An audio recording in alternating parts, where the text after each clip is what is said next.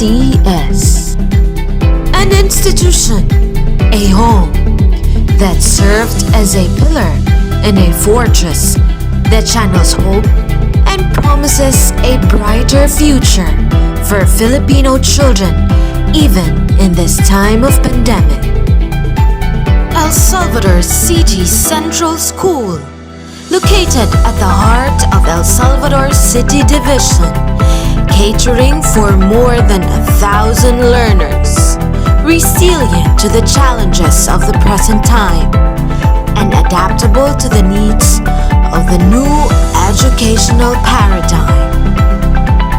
Thus, we look back in the most challenging school year there has, and we look forward for more successful school years to come.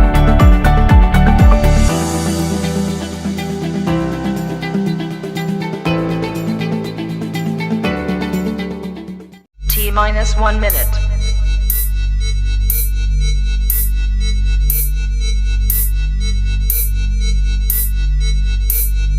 T-minus 50 seconds.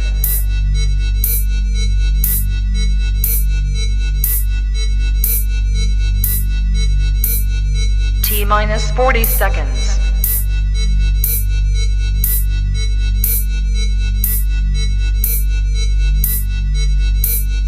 T-minus 30 seconds.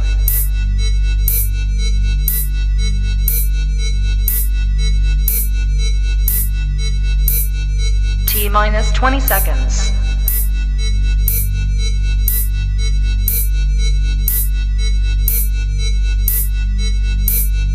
Ten, 9, 8, 7, 6, 5, 4, 3, 2, 1, 0.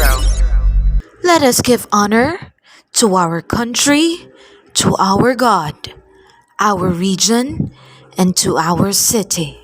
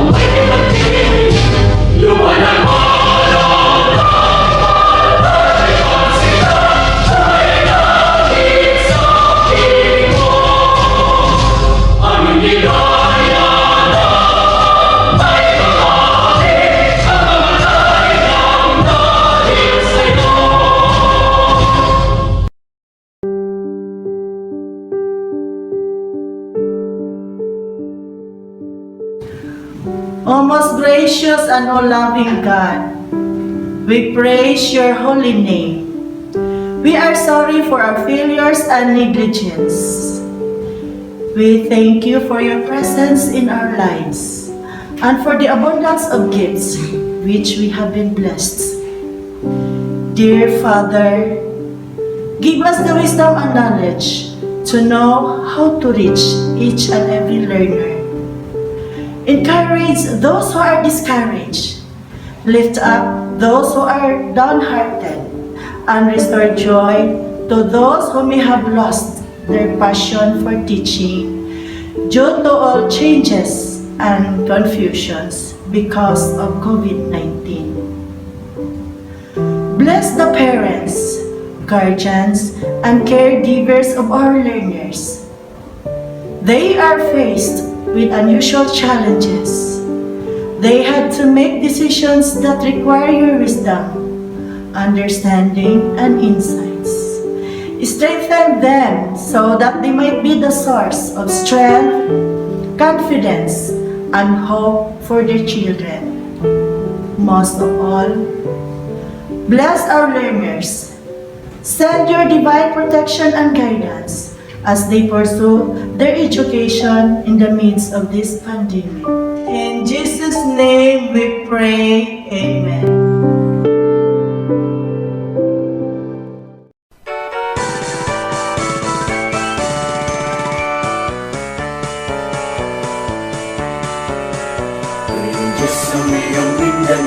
buhay, kay mahal na mong natawan.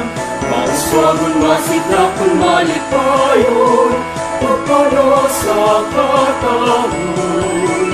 Magpapiling kaning kasing-kasing, ang kabanaan o kamalipayon. Isa ka numero ka ang magpaibabaw, ang kahon sa'yo kanina. Mabuhay ang iyong Mindanao, tutan na ang mong natawan. Isag-usap ang ang kalimar, kami na minahalan.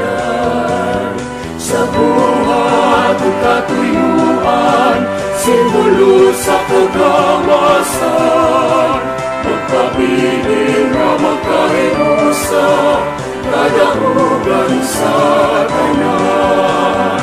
Mabuhay ang iyong Mindanao, utang na ang mong natawan. Isag-usap ang ang kaliwat, kami nagminahalay. Sa buhat at katuyuan, simbolo sa kagawasan. Magpabiling na magkahinusa, kadahugan sa tanan.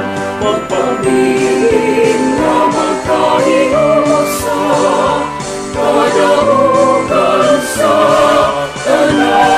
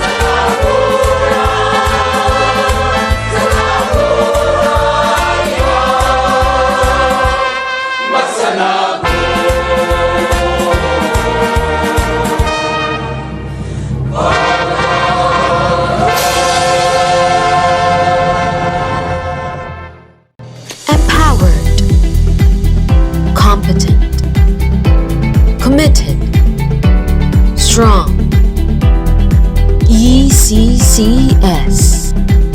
An institution, a home that served as a pillar and a fortress that channels hope and promises a brighter future for Filipino children even in this time of pandemic. El Salvador City Central School, located at the heart of El Salvador City Division, catering for more than 1,000 learners, resilient to the challenges of the present time, and adaptable to the needs of the new educational paradigm. Thus, we look back in the most challenging school year there has, and we look forward for more successful school years to come. With this, ladies and gentlemen, welcome to ECCS School Year 2020-2021 State of the School Address.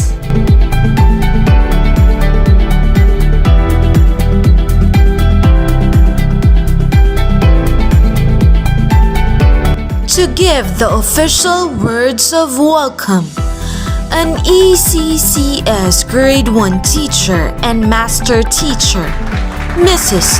Wilma B. Olaer. To our school's division superintendent, Dr. Olga C. Alunsabi, our assistant schools division superintendent, Dr. Junicio L. Liwagon Jr., to all our education program supervisors, our beloved City Mayor, Honorable Edgar Lignes, our Barangay Council, headed by Barangay Captain Honorable Edwin Manya, PTA officials, headed by Mrs. Nanit Lontok, our PTA President, our ever-dynamic school principal, Ma'am Mariel B. Ubaub, fellow teachers, our active and cooperative parents, dear learners, our supportive stakeholders and benefactors, and viewers of this first virtual State of the School Address of El Salvador City Central School, a beautiful and pleasant day to all. Everyone knows that the school year 2020-2021 was not easy. It was the most challenging year ever because of the pandemic. Our educational landscape was drastically changed from face-to-face instruction to remote teaching and learning. Everyone was having a hard time in adapting the new normal. Parents became the home learning partners in their child's education. Teachers were having a hard time in finding ways and means to deliver quality education to their learners amidst this health crisis. Learners were also adjusting to the new normal education, which is the printed modular distance learning. But look, we were able to surpass all the challenges and hardships brought to us by the COVID-19 pandemic. We made it because everyone was doing his part. As Aesop quoted, "United we stand, divided we fall." It proves to us that if we work together, we can be successful. Today, we are going to showcase our school's achievements and performance in terms of access, quality, and governance. Ladies and gentlemen, on behalf of the El Salvador City Central School Teaching Force, I welcome everyone to this first virtual State of the School Address. Thank you and have a good time. This time, let us get to know the ECCS Teaching Force. The SPED teachers, Jovelyn Pearl Mihila, Catherine Joy Florendo, and Christine Claire Bengar.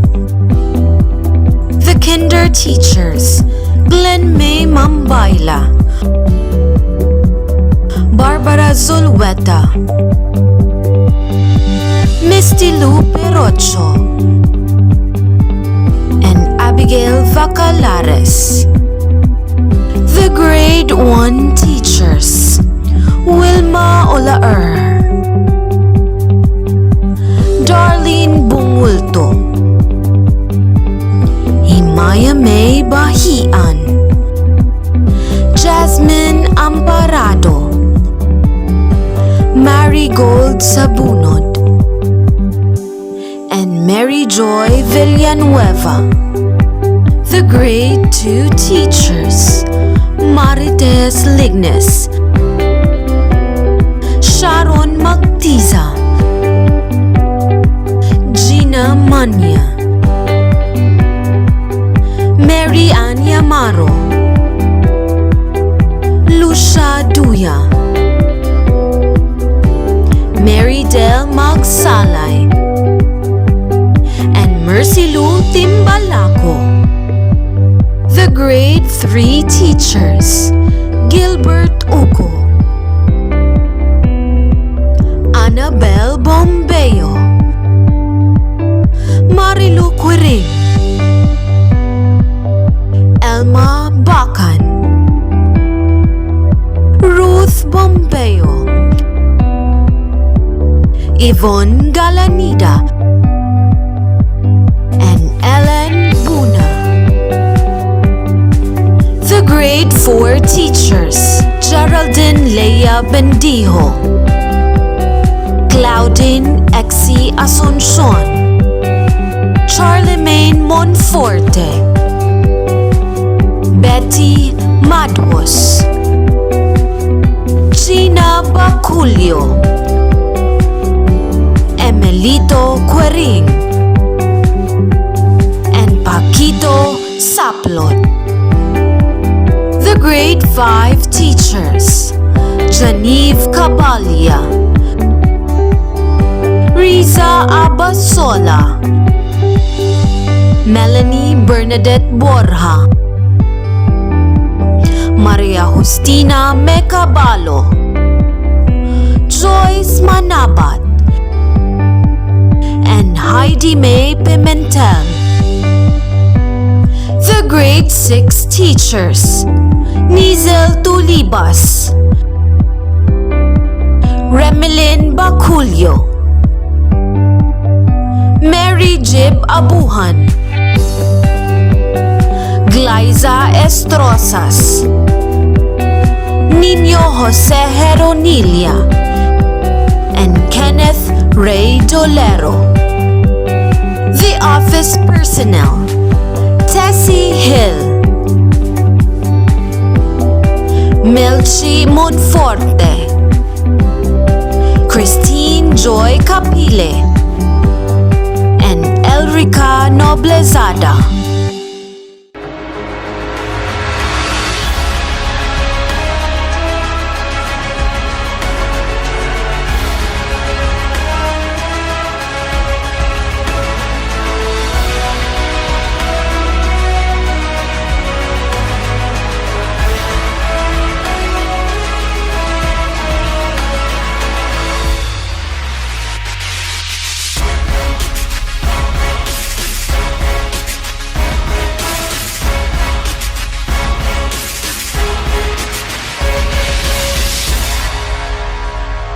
At this point, ladies and gentlemen, witness as the mother of El Salvador City Central School transpires the accomplishments of the school through her leadership. A leader with action and a woman with great compassion.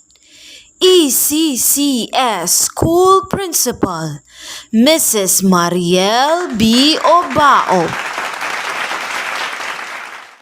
Good morning, everyone, most especially to our Honorable City Mayor, Honorable Edgar Islines, to our City Vice Mayor, Honorable Agripino Loloy Estrada Jr., to all the members of the City Council of El Salvador City. Also, warm greetings to everyone, most especially to our Schools Division Superintendent, Dr. Olga C. Alonsabe. Also to our Assistant Schools Division Superintendent, the newly installed Dr. Janish Saliwagon Jr., to all our division personnel headed by our division chiefs, Dr. Rory Lapis and Dr. Nina Leah Casid. Also to our technical assistance provider, our EPS, Dr. Helen E. Maasin, to all the division personnel, to all our teachers, to all our home learning partners, which are our parents, to all our learners, a pleasant morning to everyone. State of the School Address is an initiative of the Department of Education to provide information to all the stakeholders, especially to our dear parents, about the status of the school in terms of access, quality, and governance. Also, it serves as an opportunity to foster transparency, to let the school-based community know how things are going for the good, including the future plans and improvements of the school. Let me start my presentation by a quote from Mati Stepanik, and it quotes, "Unity is strength. When there is teamwork and collaboration, wonderful things can be achieved." Now let's start with the school profile in terms of enrollment of El Salvador City Central School. For school year 2018-2019, we had an enrollment of 1,567. Then in school year 2019-2020, we had an enrollment of 1,506. For this school year, the very challenging school year of 2020-2021, we had an enrollment of 1,508 based on the beginning of school year data. Before the start of this school year, we are very hesitant to enroll our learners, but thank God we succeeded school year 2020-2021 with an enrollment of 1,508. In school year 2020-2021, El Salvador City Central School adopted the Printed Modular Distance Learning or the PMDL approach. With this, we were able to produce printed self-learning modules from grades 1 until grade 6, also in kindergarten and SPED. For grade 1, we produced 77,912 modules. Sa grade 2, we produced 82,145. For the grade 3 learners, we were able to produce 78,232. For grade 4, we were able to produce also 79,782. Sa ato usab nga mga grade 5 learners, nakaproduce kita og 61,404 self-learning modules, and in grade 6, we produced 68,670 self-learning modules across all subject area for a total of 448,145. With this, among dakong pasalamat gyud sa atong division office headed by SDS Olga for the provision of the bond paper and the ink na gigamit sa atong mga magtutudlo in the printing of our self-learning module. Also, dako among pasalamat sa atong mga benefactors, sa atong mga magtutudlo nga nag-contribute for the success of the printed modular distance learning. Also, in El Salvador Central, we also had the blended learning sa klase ni Teacher Janeve. Teacher Janeve come up with the blended learning on PMDL and online distance learning. Now, let's proceed to the number of produced. Also, our El Salvador City Central School teachers were able to produce learning activity sheets from SPED, kindergarten, grade 1 until grade 6.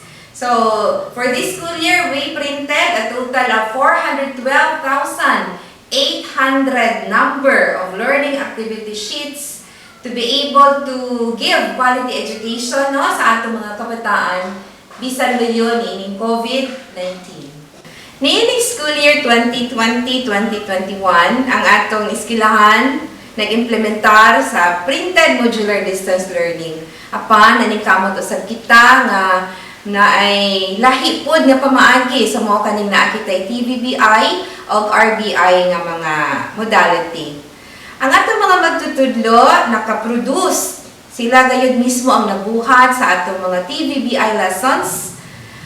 For grade 1 up to grade 6, nakabuhat kita og napulo ka mga TVBI materials, no? So murag mga artista ang atong mga magtutudlo naning kamot aron makadugang pagayud sa kahibalo sa atong mga kabataan.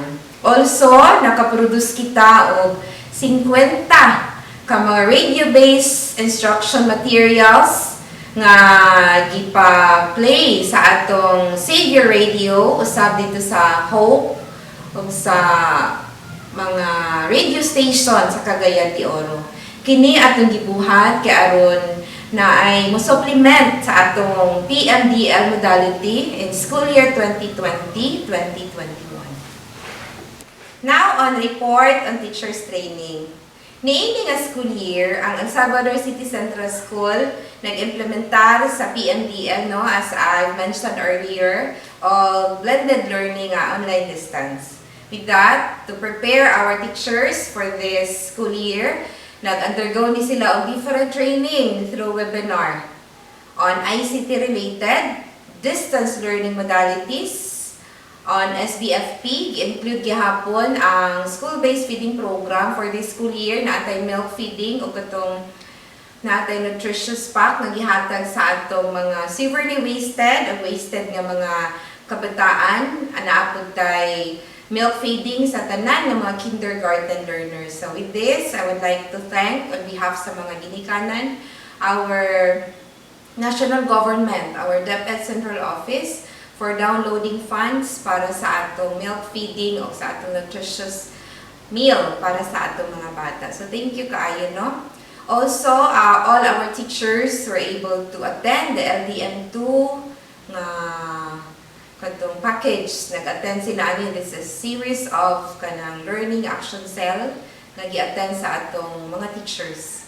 Also, naatay mga training on SPM, WINS, research, training on SIP, on DRRM, to prepare also our school if calamity will arise. Also, all our teachers were able to attend our school-based inset. So later, ako na i-discuss unsa itong mga inset ang ipasiugda sa ating eskwelahan for the professional development of our teachers. And all our teachers also were able to attend the J-Click webinar series nga gi-conduct sa atong division office for the professional development sa atong mga magtuturo. Because of the new learning modality delivered to our school children, no, for this school year, the school-based initiated inset and LAC sessions for the entire school year. First is we conducted the capacity building for teachers on using Felmora app. This is needed because teachers were trained on how to come up with TVBI and RBI IMs for the supplemental lesson, no, given to our children. Also, the teachers underwent capacity building on using Google Classroom. So one of our teachers facilitated this training in the person of teacher Janeve and the rest of the team. On this inset, all the teachers were trained on how to come up with a classroom virtually.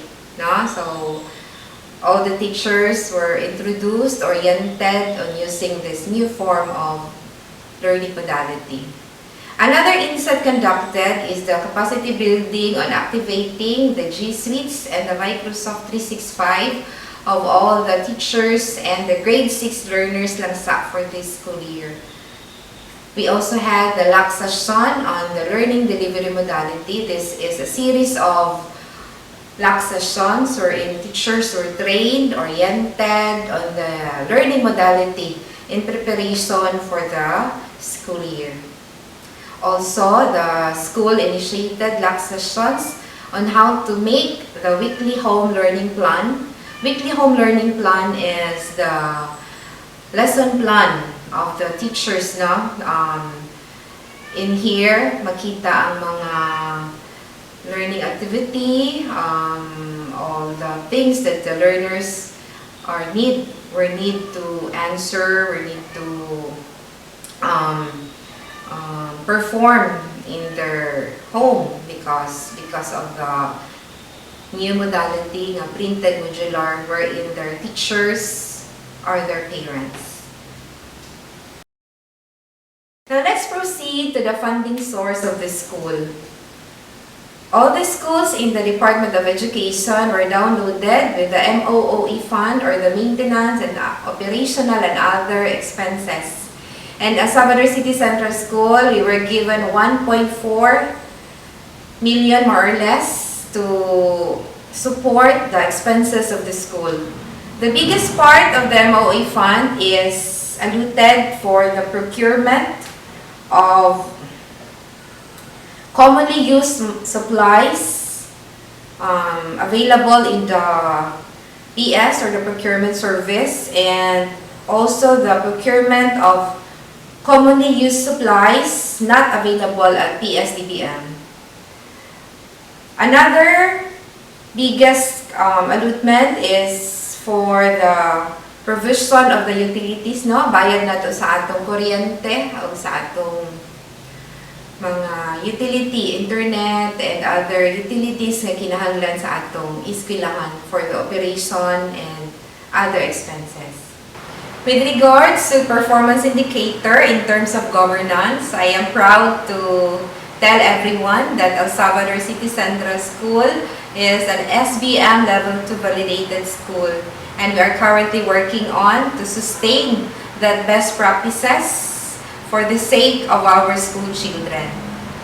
In terms also of the CFFS or the Child Friendly School Survey, ECCS got 25 points with a qualitative interpretation of outstanding.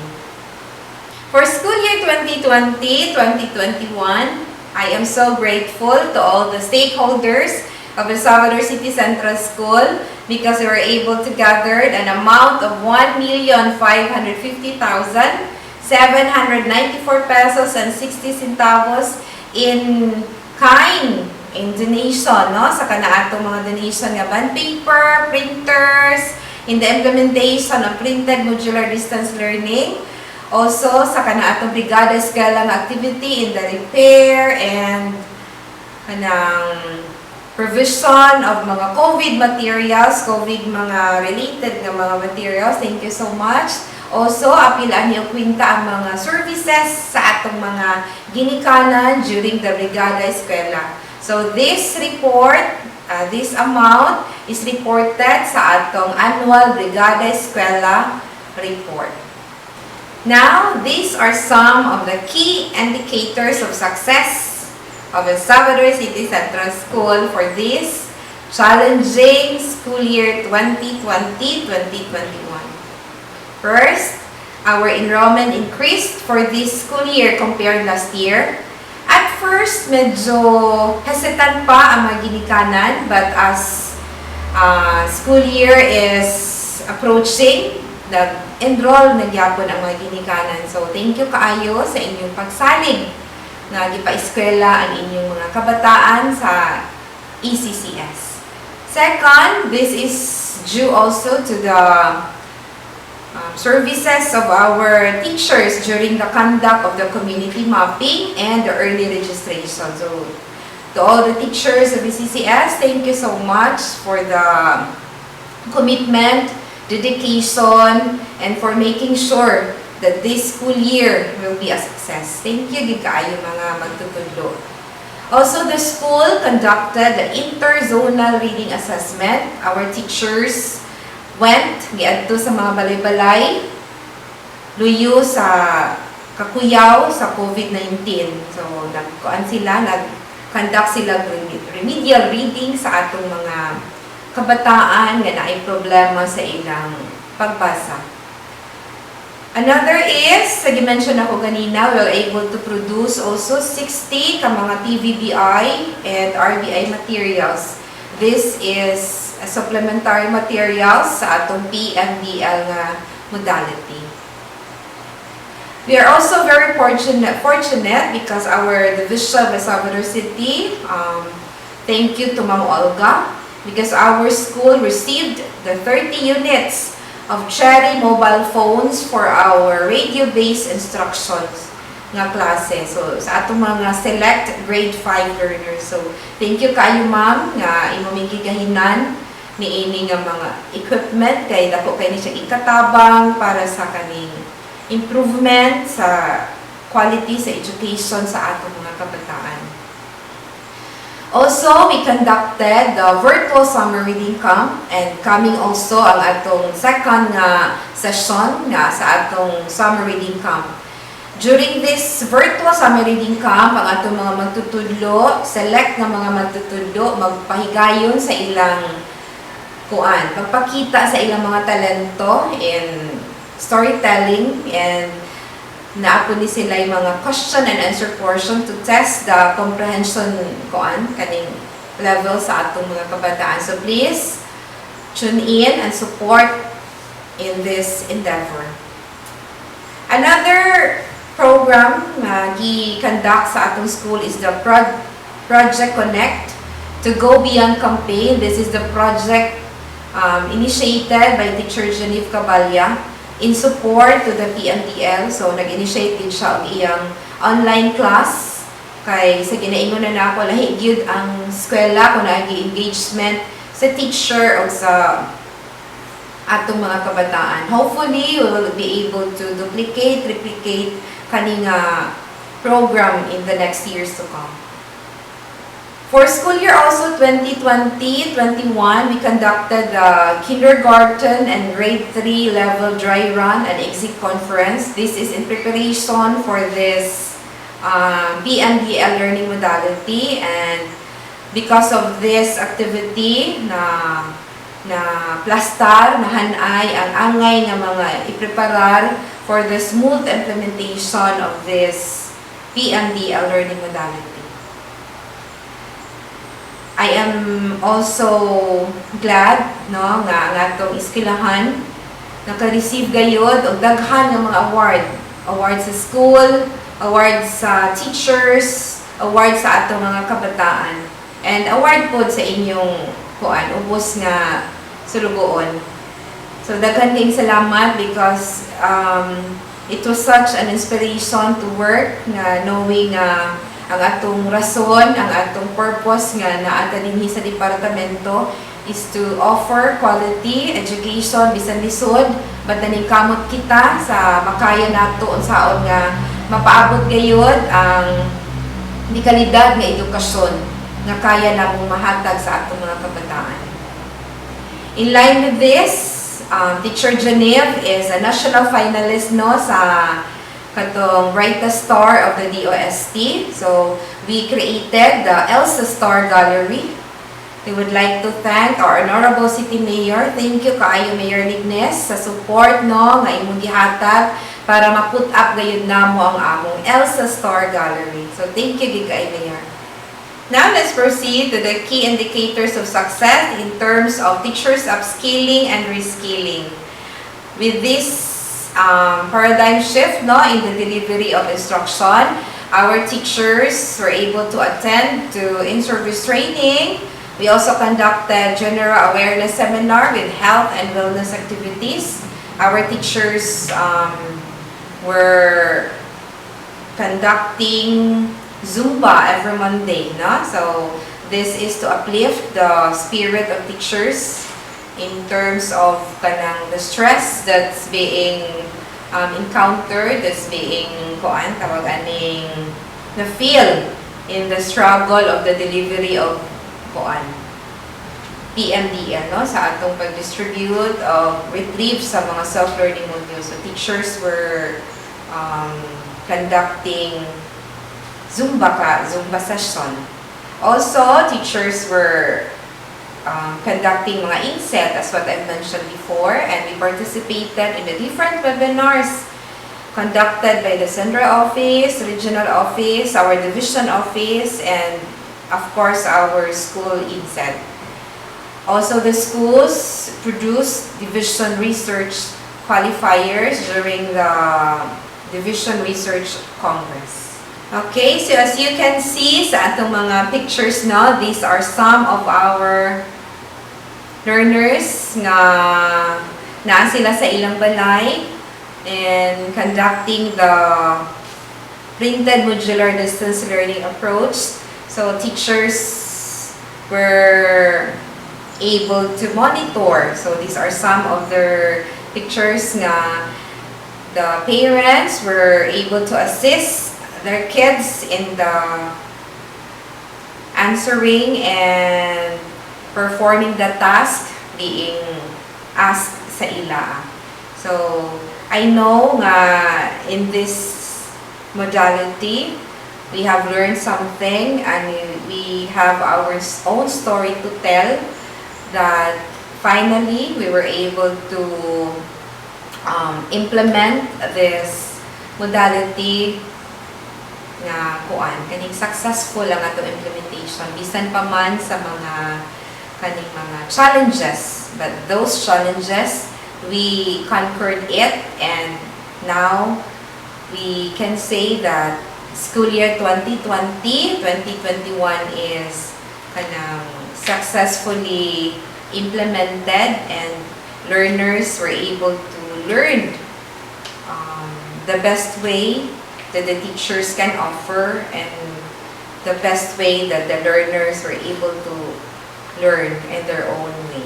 Now, in terms of the key indicators of success with the engagement of stakeholders, ECCS garnered second place in the 2020 Brigada Eskwela Best Implementer for Big School category. The school also signed Memorandum of Agreement with the Rule Year Philippines Incorporated. We were able to raise also, as what I've mentioned before, 1.5 million more or less worth of donations in cash and in kind. The school also, the stakeholders were able to help us in the conduct of zonal reading intervention. We also designated zonal parent leaders that help in the distribution and retrieval of self-learning modules. And we established support from our home learning partners or our parents in the easy and smooth delivery of quality instruction even during this time of COVID-19. Before I will end my State of the School address for school year 2020-2021, allow me to thank everyone for making this school year a success despite the challenges. I would like to thank the local government unit, Mayor, Vice Mayor, and to all the kagawats. Thank you for the continued support due sa ECCS. To our Poblacion Barangay Council, may pabor-pabor akong maninoy, Kuya Ed, thank you for always being there. Bisag text away, call away, dali-ragid kayo. And to all the kagawats, thank you so much. Sa akong pinanggang mga magtutudlo for being at my back, sa akong atubang, sa akong gilid, you're always there to support me. So thank you, gid kayo, no? To all the learners, I know nga lisod kaayo ang pagtuon karon, but you never give up. You continued and we survived school year 2020-2021. To our parents, for the commitment, for the support, and for the guidance sa atong mga kabataan. Thank you so much. To the mother of our division, Ma'am Olga, thank you so much, Ma'am. Sir John, to all the division personnel, kay kaisa ra namong request ni Ma'am mga bond paper. So thank you kay Ma'am, no, for the provision of the bond paper and the ink, and sa mga printer. Thank you kay Ma'am for always being there to support us sa among mga request sa imo. Also to Almighty Father, I am not who I am kung wala ka, Lord. So thank you so much for the guidance and for the strength to carry on and to move forward. I would like to end this SOSA with this quote from Henry Ford. That coming together is a beginning. Keeping together is progress, and working together is success.